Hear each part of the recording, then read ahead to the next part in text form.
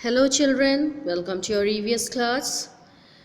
So, let's begin the reading of the chapter. This video will tell you how you will pronounce the word, how you will read the chapter. Reading is very important, as I had told you in the previous classes, because if you don't know how to read the chapter, how to pronounce the words, it's very difficult to understand. So, pay attention the way I'm reading and try to follow the same way, okay? So, let's begin. Chapter 1, The Living World. Suppose someone asked you to divide everything in this world into two groups, the living and the non living. Would you be able to do it? Here is a test. Place this in the right box in the table. The first word is cloud, fly, car, mango tree, crow, boat, smoke, rock, salt, spider, cow, snail. Was that easy? How did you know which things are living and which are non-living? We know living beings by some characteristics or features they all have. All living beings need food, breathe throughout waste, move, grow, reproduce, produce young ones. Non-living things do not have these characteristics. Feeding. All living beings need food to get energy. Plants make their own food from water and carbon dioxide with the help of sunlight. Water enters a plant from the soil through its roots.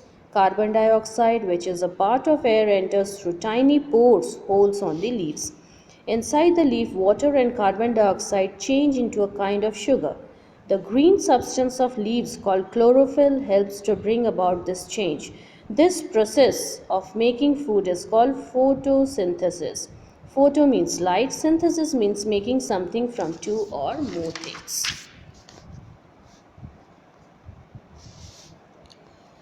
Animals cannot make their own food. They have to get food from somewhere. Some animals feed on plants, some eat insects, some kill and eat the flesh of other animals. Some animals like vulture eat only dead animals. Crows, bears, human beings eat almost anything. Non-living things do not need food. Breathing. All living beings breathe. That means they take in air or breathe in. Then they throw out air or breathe out. Oxygen from air is used inside the body. It combines with food to produce energy. When oxygen and food combine, they do not produce only energy, they produce water vapor and carbon dioxide as well. When an animal breathes out, it throws out the water vapor and carbon dioxide. Now here how oxygen and food they combined and gives energy. Oxygen plus food change into carbon dioxide, water vapor and energy. Now plants breathe through the pores on their leaves, non-living things do not breathe. Throwing out waste. We throw out carbon dioxide when we breathe out. We throw out many other things from our body in the form of sweat, urine, and stool. If these things stayed in the body, they would harm us. All animals throw out waste. Plants can throw out gases through the pores on their leaves. They cannot throw out other things, so they store them in special parts of their body. Some of these stored up waste are useful to us. Tea plants store a kind of waste in their leaves. This is what we use to make tea. Rubber is also a kind of plant waste. Non-living things do not throw out waste. Feeling. All living beings feel. They also show what they feel or respond to the things around them. When you meet someone you like, you smile. When you get hurt, you cry. When you touch something hot, you draw your hands away. When a dog is happy, it wags its tail. When a cat is comfortable, it purrs. Cockroaches dash into a dark corner when you turn on a light. What about plants? They also feel and respond heat, light and so on. Have you seen a touch me not? Chui mui in Hindi. It closes its leaves when you touch it. The leaves of many plants droop or close when it is dark and open up when there is light. Some flowers like morning glory do the same. Non-living things do not feel. Movement.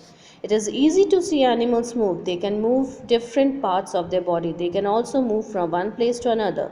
Some move on their legs, some fly, and some swim. Do plants move? A whole plant cannot move, but parts of the plant move, though very slowly. The opening and closing of leaves and flowers are a kind of movement. You can see another kind of movement if you do this activity.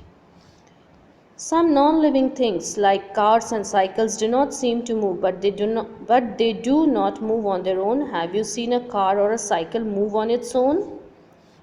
Growth. All living beings grow. A kitten grows into a cat, a baby grows into a man or a woman, a seedling grows into a plant.